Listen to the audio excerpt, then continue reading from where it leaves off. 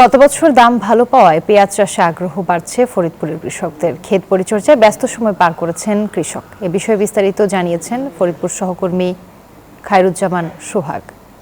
ধন্যবাদ আপনাকে। আপনি জানেন যে ফরিদপুর জেলায় মরিকাটা, দানা এবং হালি এই তিন ধরনের পেঁয়াজ উৎপাদন করা হয়ে থাকে। বর্তমানে বিস্তীর্ণ মাঠ জুড়ে এই হালি পেঁয়াজ রোপণ করা হয়েছে। ফরিদপুরে আমরা কথা বলেছিলাম কৃষি সম্প্রসারণ অধিদপ্তরের সঙ্গে। তারা আমাদেরকে যেমনটি জানিয়েছেন যে হালি পেঁয়াজের লক্ষ্যমাত্রা নির্ধারণ করা হয়েছে 40,600 হেক্টর জমিতে, কিন্তু সেই লক্ষ্যমাত্রা ছাড়িয়ে এবছর 40,936 হেক্টর জমিতে এই হালি পেঁয়াজ আবাদ করা হয়েছে, যা গেল বছরের তুলনায় প্রায় 5,000 হেক্টর বেশি জমিতে এবছর এই হালি পেঁয়াজ রোপণ করা হয়েছে। কিছুদিন পরে এই হালি পেঁয়াজটি বাজারে উঠবে এবং ভালো দাম পাওয়ার কারণে কৃষকরা কিন্তু এই পরিচর্যায় ব্যস্ত রয়েছেন। আমরা কথা বলতে চাই কৃষকদের সঙ্গে। ভাই, এবছর পেঁয়াজের কি অবস্থা রয়েছে?